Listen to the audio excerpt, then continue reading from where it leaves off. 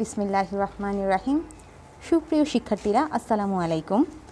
Raipur ideal school and college কর্তৃক আয়োজিত অনলাইনের ক্লাসে তোমাদের সবাইকে জানাই স্বাগত ও অভিনন্দন। আমি কানিজ ফাতেমা সোনিয়া, সহকারী শিক্ষিকা, Raipur ideal school and college.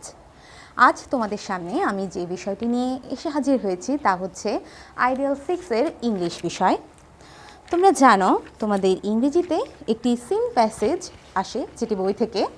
তোমাদের বই থেকে বইয়ের 14 অর্থাৎ 14 পৃষ্ঠায় গেলে একটি প্যাসেজ দেখবে যেখানে রয়েছে বুলবুল কালেক্ট। প্যাসেজটি তোমরা প্রথমে খুব ভালো করে পড়বে। তোমাদের এই সিন প্যাসেজটিতে যেভাবে থাকবে তা হচ্ছে read the text first and then answer the following question 1, 2 and 3। প্রথমে তোমরা এই সিন প্যাসেজটি খুব ভালো করে পড়বে এবং 1, 2 এবং 3 কোশ্চেনের অ্যান্সার করবে। এসো আমরা প্যাসেজটি পড়ি সবাই। Bulbul collect rubbish from the Shankar area in Dhaka. Bulbul ঢাকার শঙ্কর এলাকা থেকে ময়লা আবর্জনা সংগ্রহ করে। Every morning he wake up at 5 o'clock and walk along the street of Shankar to collect rubbish. প্রতিদিন সকালে বুলবুল ভোর 5টায় ঘুম থেকে ওঠে এবং শঙ্কর এলাকায় একাকী ময়লা সংগ্রহ করার জন্য হেঁটে যায়। People of Shankar put their rubbish in plastic bin and leave them in front of their house. Shankar এলাকার লোকজন তাদের ময়লা আবর্জনাগুলো একটি প্লাস্টিকের ঝুড়িতে রাখে এবং তাদের ঘরের সামনে রেখে দেয়। Bulbul walk from door to door to collect them. Bulbul সেগুলো বাড়ি বাড়ি ঘুরে সংগ্রহ করে। Sometimes the bins are very dirty and they smell bad. মাঝে মাঝে সেই ঝুড়িগুলো খুব বেশি ময়লা হয়ে যায় এবং দুর্গন্ধ ছড়ায়। But Bulbul does not mind. কিন্তু বুলবুল কিছুই মনে করে না। He take out everything from the beans and put them in his van. সেগুলো সব সংগ্রহ করে নেয় এবং সে তার ভ্যান গাড়িতে রাখে। He believes that all jobs are important. সে বিশ্বাস করে যে সব কাজই গুরুত্বপূর্ণ। He works hard every day to keep this area clean. সে কঠোর পরিশ্রম করে এই এলাকাকে পরিষ্কার পরিচ্ছন্ন রাখতে। Last month Bulbul was sick for 2 days। গত মাসে বুলবুল 2 দিনের জন্য অসুস্থ হয়ে যায়। So he could not come to collect the rubbish. তাই সে ময়লা আবর্জনা সংগ্রহ করার জন্য আসতে পারে না। The people of Shankar are in great travel. Shankar এলাকার লোকজন মহা সমস্যায় পড়ে যায়। They got piles from rubbish waiting in front of their house. তারা তাদের বাড়ির সামনে ময়লার স্তূপ করে ফেলে। The whole area become dirty and unhygienic. পুরো এলাকাটি নোংরা এবং অস্বাস্থ্যকর হয়ে ওঠে। When Bulbul got well he come back to Shankar. যখন বুলবুল সুস্থ হয়ে ওঠে সে শঙ্কর এলাকায় ফিরে আসে। He collect everything from all the bins. সে ঝুড়ির সব ময়লা সংগ্রহ করে নেয়। Bulbul does not want to fall sick again. Bulbul পুনরায় আর অসুস্থ হতে চায় না। He realize if he stop working even for a few days only the whole area will turn into a big dustbin. সে উপলব্ধি করতে পারে যে যদি সে কাজ করা বন্ধ করে দেয় কিছুদিনের জন্য তাহলে পুরো এলাকাটি ডাস্টবিনে পরিণত হবে। তোমাদের 1 নংয়ে যেটি থাকবে তা হচ্ছে চুজ দ্য কারেক্ট অ্যান্সার। তোমাদের প্যাসেজটি থেকে 1 নংয়ে থাকবে চুজ দ্য কারেক্ট অ্যান্সার।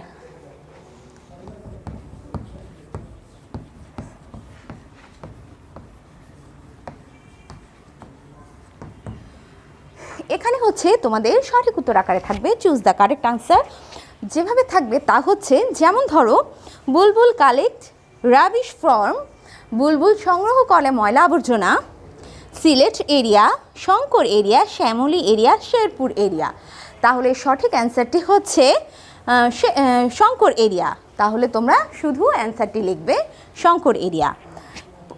এরপর এমন আসতে পারে যে people of Shankar put their rubbish, অর্থাৎ শঙ্কর এলাকার লোকজন তাদের ময়লা আবর্জনা রাখে in polythene bag, in plastic bin, in dustbin, in the open area. তোমাদের কারেক্ট অ্যান্সারটি হচ্ছে ইন প্লাস্টিক বিন, অর্থাৎ শঙ্কর এলাকার লোকজন তাদের ময়লা আবর্জনাগুলো রাখে প্লাস্টিকের ঝুড়িতে। এরপর এরূপ আকারে থাকতে পারে the people of Shankar are a great travel, অর্থাৎ শঙ্কর এলাকার লোকজন মহা সমস্যায় পড়ে যায়। Here the word great mean, এখানে গ্রেট অর্থাৎ গ্রেট শব্দটির অর্থ কি দাঁড়ায়? তোমাদের অপশন থাকতে পারে এ লট অফ অনেক, স্মল কম, এ লিটল বিট সামান্য, ভেরি ফিউ খুব অল্প। তোমাদের গ্রেট শব্দটির অর্থ হচ্ছে এ লট অফ, তাহলে তোমরা সঠিক অ্যান্সারটি লিখবে এ লট অফ। এভাবেই তোমাদের চুজ দ্য কারেক্ট অ্যান্সার লিখতে হবে। পরবর্তীতে 2 রঙে তোমাদের যেটি থাকবে তা হচ্ছে কোশ্চেন অ্যান্সার।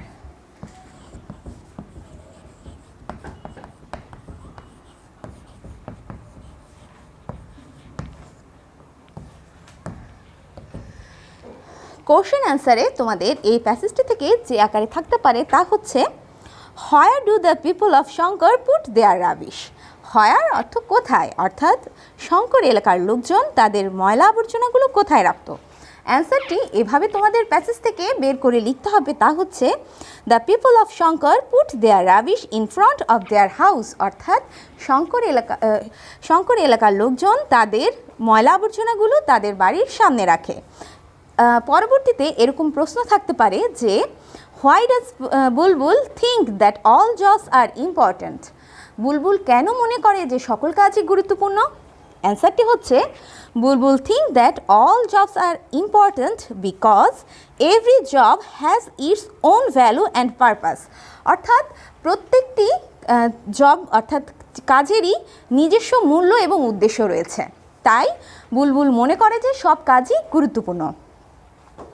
পরের প্রশ্ন হচ্ছে what will happen if Bulbul fall sick again, অর্থাৎ যদি বুলবুল পুনরায় আবার অসুস্থ হয়ে যায় তাহলে কি হতে পারে? অ্যান্সারটি হচ্ছে if Bulbul fall sick again the whole Shankar area will become dirty and unhygienic again, অর্থাৎ বুলবুল যদি পুনরায় অসুস্থ হয়ে যায় তাহলে শঙ্কর এলাকাটি ময়লা এবং অস্বাস্থ্যকর হয়ে যাবে। What does Bulbul do, Bulbul কি করে?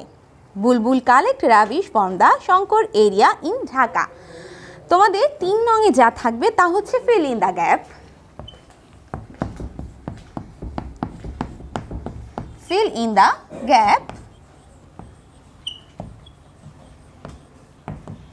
তোমাদের ফিল ইন দ্য গ্যাপস যেভাবে থাকতে পারে তা হচ্ছে এই প্যাসেজটির উপর ভিত্তি করে ফিল ইন দ্য গ্যাপ থাকবে, যেমন Bulbul collect dash from Shankar area in Dhaka, অর্থাৎ এখানে শূন্যস্থানে হবে বুলবুল কালেক্ট রাবিশ, অর্থাৎ বুলবুল ময়লা সংগ্রহ করে from Shankar area in Dhaka every morning. He work hard to dash the area neat and clean, সে এলাকাটিকে পরিষ্কার পরিচ্ছন্ন রাখার জন্য কঠোর পরিশ্রম করে, তাহলে এখানে ফিল ইন দ্য গ্যাপে হবে he work hard to keep the area neat and clean. He collect all the rubbish but he does not dash, সে সকল ময়লা আবর্জনা সংগ্রহ করে ফেলে কিন্তু সে কিছুই মনে করে না। হি ডাজ নট ড্যাশ হচ্ছে he does not mind. When he was sick the whole area become dash and dash, যখন সে অসুস্থ হয়ে যাবে পুরো এলাকাটি হয়ে যাবে ডার্টি অ্যান্ড আনহাইজেনিক, ময়লা এবং অস্বাস্থ্যকর। এভাবে তোমাদের ফিল ইন দ্য গ্যাপ শেষ হয়ে গেলে তোমাদের সিন প্যাসেজটিও শেষ হয়ে যাবে। এর পরবর্তীতে তোমাদের যা থাকবে তা হচ্ছে আনসিন প্যাসেজ। তোমাদের আনসিন প্যাসেজে জহির রায়হান সম্পর্কে দেয়া হয়েছে, এটি তোমরা তোমাদের সহায়ক বইয়ের 243 পেজে পাবে। 243 পেজ, এখানে তোমরা একটি আনসিন প্যাসেজ জহির রায়হান সম্পর্কে পাবে। আমি প্যাসেজটি তোমাদের পড়ে শোনাচ্ছি। Zahir Raihan was one of the most talented film maker in Bangladesh. Zahir Raihan হচ্ছেন একজন মেধাবী চলচ্চিত্র নির্মাতা বাংলাদেশের।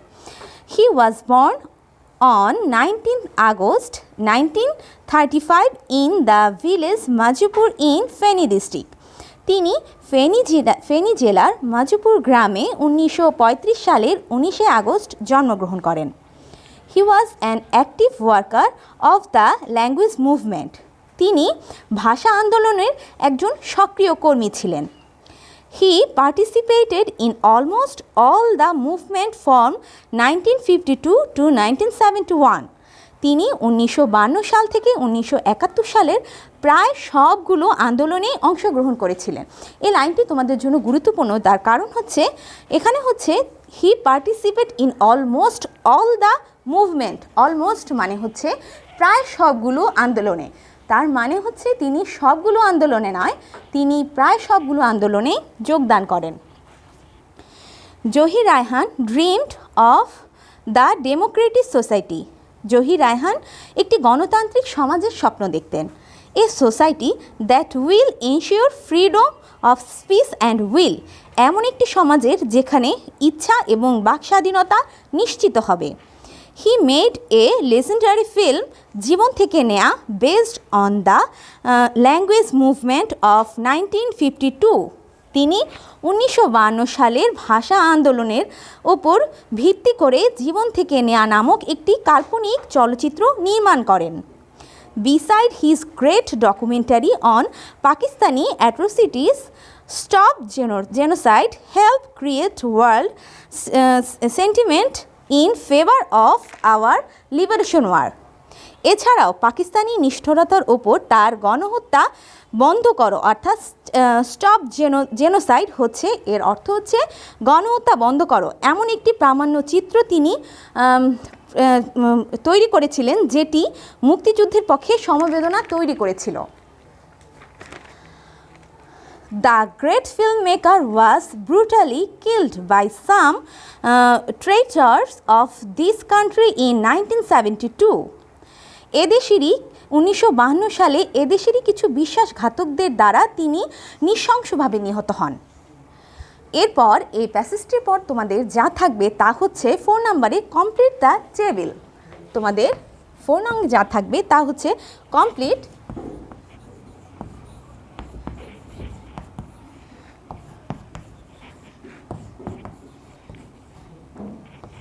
তোমাদের একটি টেবিল থাকবে যেটাকে কমপ্লিট করতে হবে।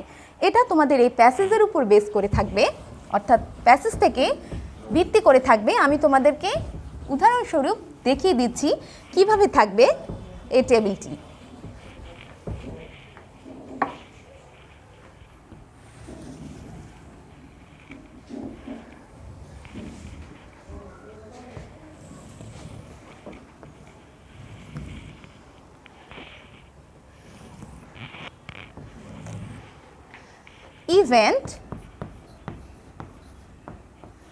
ইভেন্ট ঘটনা, এখানে পার্সন অর্থাৎ ব্যক্তির নাম থাকতে পারে, ঘটনা থাকতে পারে।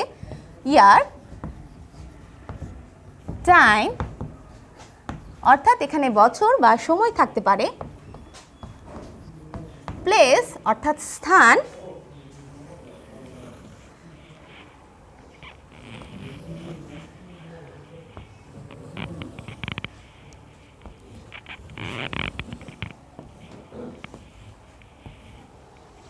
বর্ন,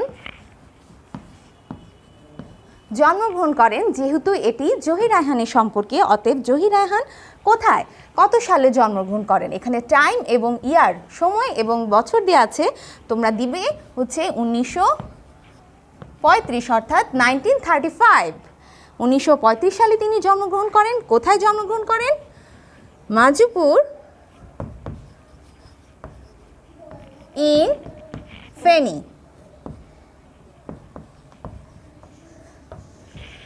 জায়গাটির নামও হয়ে গেছে, এটা হলো এ নং এবং বি। এভাবে তোমাদের ফিল ইন দ্য গ্যাপ থাকতে পারে এ বি দিয়ে। পরবর্তীতে থাকতে পারে ল্যাঙ্গুয়েজ মুভমেন্ট।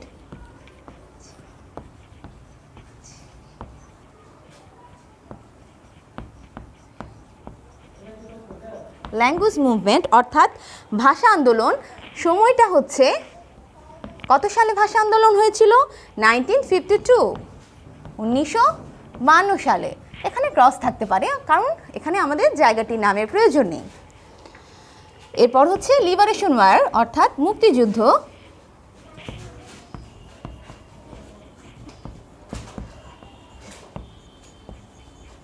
মুক্তিযুদ্ধ হয়েছিল কত সালে? 1971, অর্থাৎ 1971 সালে। এখানেও প্লেসের প্রয়োজন নেই। পরবর্তীতে হচ্ছে ডাইড, অর্থাৎ মৃত্যু, অর্থাৎ এখানে জহির রায়হান মৃত্যুবরণ করেন কত সালে সেটি লিখতে হবে। এখানে হচ্ছে 1972, 1972 সালে। এভাবে তোমরা প্যাসেজটি দেখে টেবিলটি কমপ্লিট করে ফেলবে। এরপর 5 নংয়ে তোমাদের থাকবে ট্রু ফলস।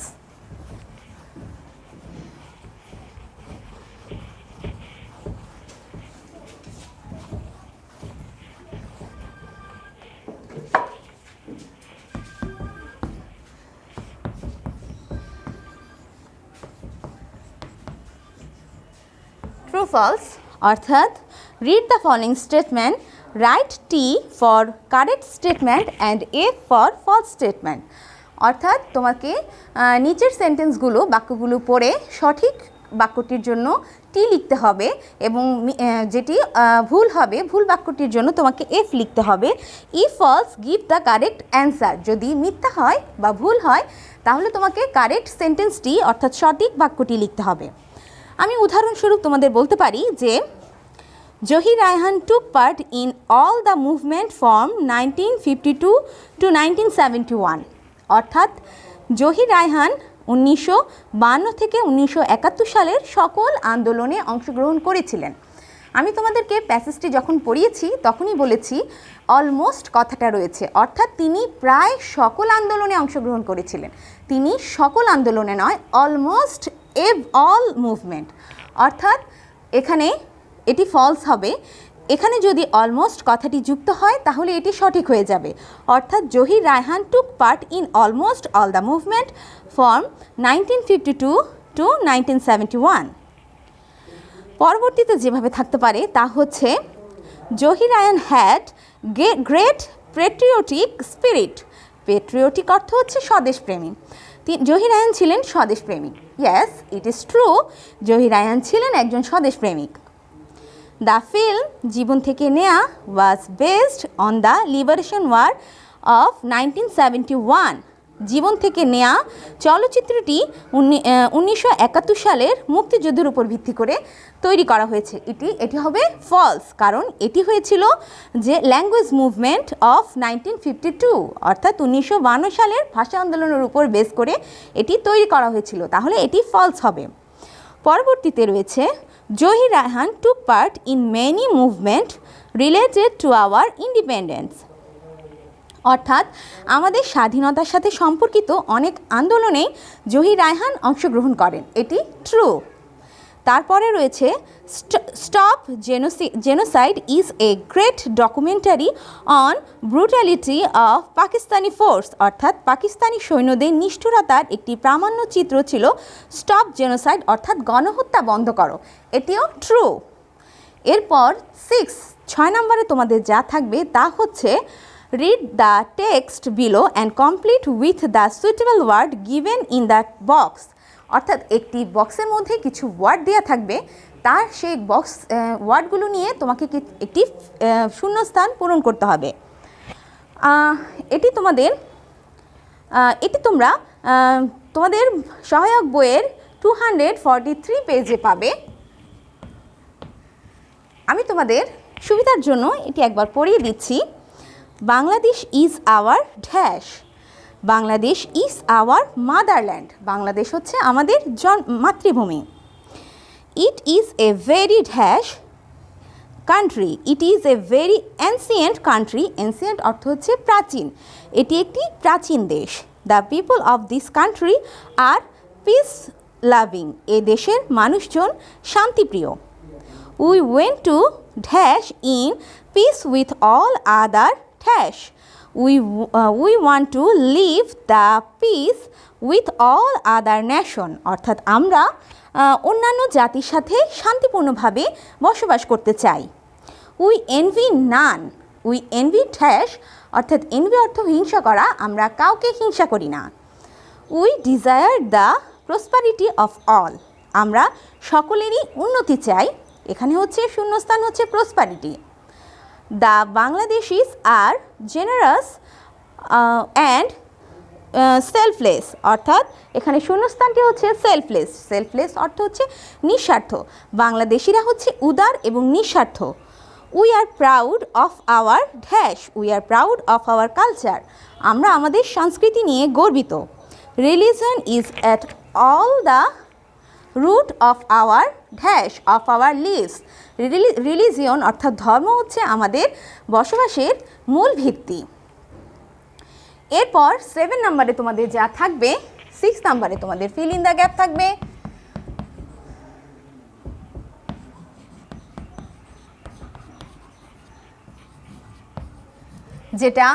যার ওয়ার্ড দেওয়া থাকবে অর্থাৎ উইথ ক্লু। আর 7 নম্বরে যেই ফিল ইন দ্য গ্যাপটা থাকবে সেটা হচ্ছে without clue.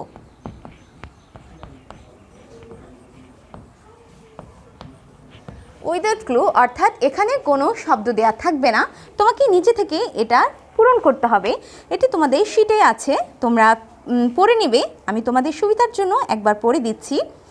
Newspaper is the store house of knowledge, সংবাদপত্র হচ্ছে জ্ঞানের ভাণ্ডার। It reflect the custom and culture of other country, এটি অন্যান্য দেশের রীতিনীতি এবং সংস্কৃতির প্রতিফলন করে। In fact it is the gist of current affair, প্রকৃতপক্ষে এটি সাম্প্রতিক বিষয়ের সারাংশ। Truly speaking it has become vital to our modern life, সত্যিকার অর্থে এটি অত্যাবশ্যক আমাদের আধুনিক জীবনের জন্য। 8 অর্থাৎ 8 নঙে তোমাদের যেটি থাকবে তা হচ্ছে কলাম ম্যাচিং। এখানে তোমাদের make 5 sentence from the following suitable table, একটি টেবিল থাকবে যেখানে কলাম এ এবং কলাম বি থাকবে। তোমাদের কলাম এ এবং কলাম বি মিল করতে হবে।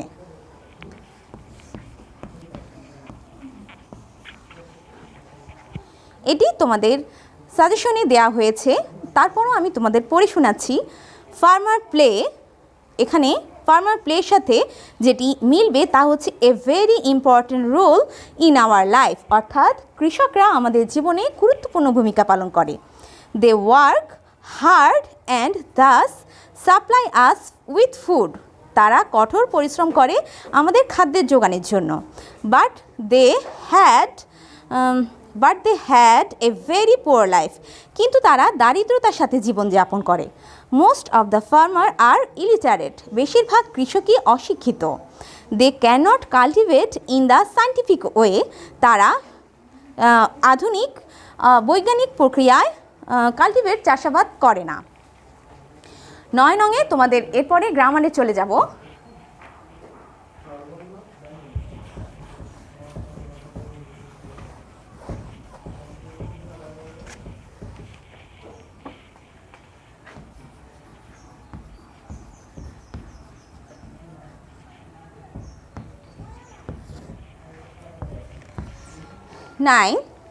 এখানে হচ্ছে write the name of tense with structure, অর্থাৎ তোমাকে একটি সেন্টেন্স দেওয়া থাকবে, সেই সেন্টেন্সটি কোন টেন্স এবং তোমাকে লিখতে হবে এবং এর স্ট্রাকচার লিখতে হবে।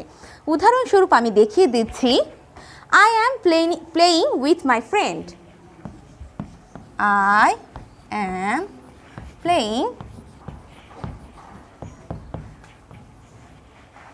উইথ মাই ফ্রেন্ড, অর্থাৎ আমি আমার বন্ধুর সাথে খেলছি। আই হচ্ছে সাবজেক্ট, অ্যাম এটা হচ্ছে অ্যাম ইজ আর অর্থাৎ সহায়ক সাহায্যকারী ভার্ব।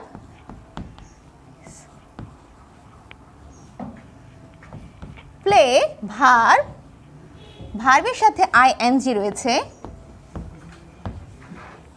প্লাস আইএনজি, ভার্বের সাথে ING plus object with my friend বা আদার্স।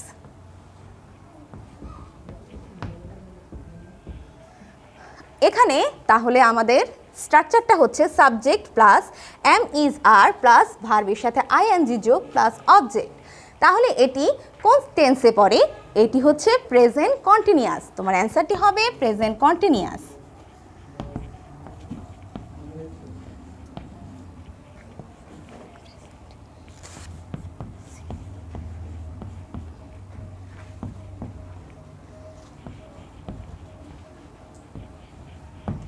এভাবেই তোমার আরও একটি থাকতে পারে যে I have done the work. I have অর্থাৎ আই হচ্ছে সাবজেক্ট, হ্যাভ যেখানে সাবজেক্টের পরে হ্যাভ বা হ্যাজ থাকতে পারে, এরপরে ডান, ডান হচ্ছে ভার্বের past participle form plus the work হচ্ছে অবজেক্ট। এখানে তাহলে স্ট্রাকচারটা হচ্ছে subject plus have has plus ভার্বের past participle form plus object. এটি হচ্ছে প্রেজেন্ট পারফেক্ট টেন্সের স্ট্রাকচার। এভাবে তোমাদের টেন্স চিহ্নিত করতে হবে এবং টেন্সের স্ট্রাকচারটা লিখতে হবে। তোমাদের 10 নংয়ে যেটি থাকবে তা হচ্ছে use capital letter and punctuation mark.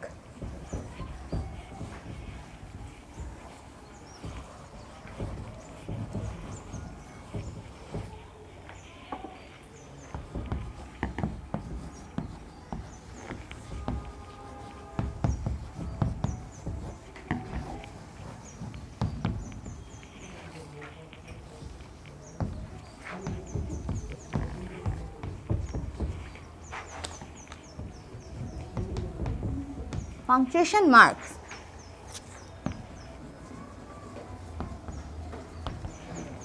এখানে তোমাদের যেরকম সেন্টেন্স থাকবে, এখানে তোমাদের ছোট হাতে থাকতে পারে, তোমাদেরকে ক্যাপিটাল লেটার অর্থাৎ বড় হাতের অক্ষর লিখতে হবে এবং পাংচুয়েশন অর্থাৎ তোমাকে দাড়ি কমা বসাতে হবে। যেমন তোমাদেরকে এটি ক্লাসে করানো হয়েছে, যেমন frog was in his garden, toad came walking by, what a fine garden you have frog he said. এখানে ফ্রগের এফটি ছোট হাতে থাকতে পারে, তোমাকে বড় হাতে লিখতে হবে ওয়াজ ইন হিজ গার্ডেন, অর্থাৎ বাক্যটি যখন শেষ হবে তখন তোমাকে ফুল স্টপ দিতে হবে। টুড কাম ওয়াকিং বাই, এখানেও বাক্যটি শেষ হয়েছে, এখানে একটি কমা ব্যবহার করতে হবে। What a fine garden you have, অর্থাৎ এখানে তোমার কত সুন্দর একটি বাগান রয়েছে। যেহেতু এটি উদ্ধৃতির ক্ষেত্রে তোমাকে দুটো কমা ব্যবহার করতে হবে এবং উদ্ধৃতি শেষ হলেও কমা ব্যবহার করতে হবে। ফ্রগ হি সেড, বাক্যটি শেষ হলে ফুল স্টপ ব্যবহার করতে হবে। এভাবে তুমি পাংচুয়েশন অর্থাৎ দাড়ি কমা ব্যবহার করবে। 11 নংয়ে যেটি থাকবে তা হচ্ছে use article a and the when it is necessary. যখন এটি প্রয়োজন তোমাকে আর্টিকেল ব্যবহার করতে হবে।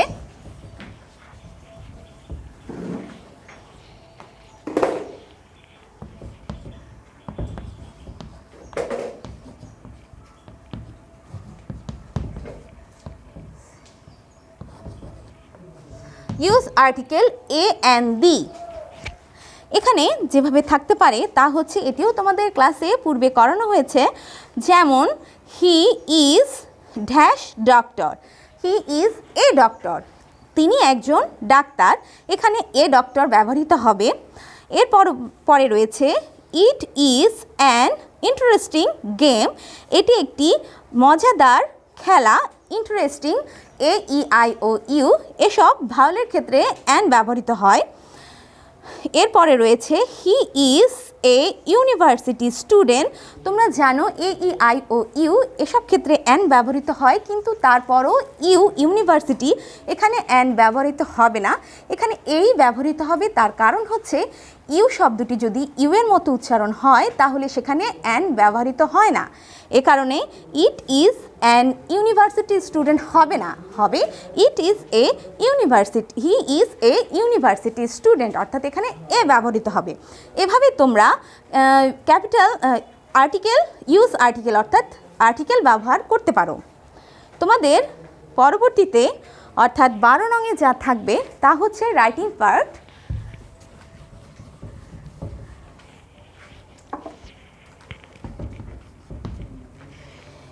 বারো নংয়ে থাকবে তোমাদের প্যারাগ্রাফ।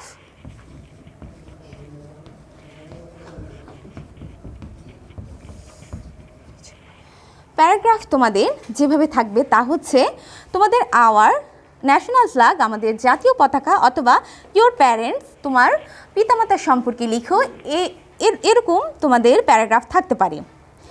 এরপর তোমাদের 13 নম্বরে যা থাকবে তা হচ্ছে write a dialogue between you and your friend on the importance of learning English, অর্থাৎ তোমাদের 13 রঙে থাকছে ডায়ালগ।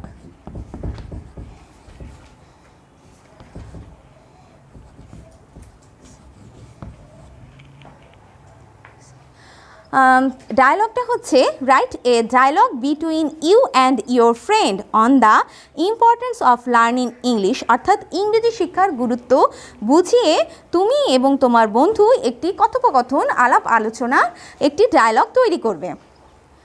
এরপর 14 রঙে যা থাকবে তা হচ্ছে email.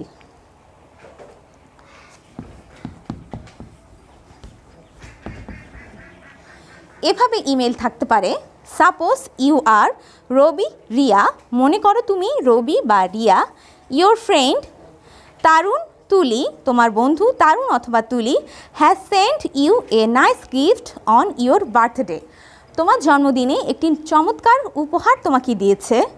Now write an email thanking your friend for sending the gift, এখন তোমার বন্ধুকে এই চমৎকার গিফট উপহারটির জন্য ধন্যবাদ জানিয়ে একটি ইমেল লেখো। এভাবে তোমরা ইংরেজিগুলো সুন্দরভাবে সাজিয়ে একটির পর একটি লিখতে পারো। এভাবে তোমরা ঘরে মনোযোগ সহকারে ইংরেজিগুলো পড়বে এবং লিখবে।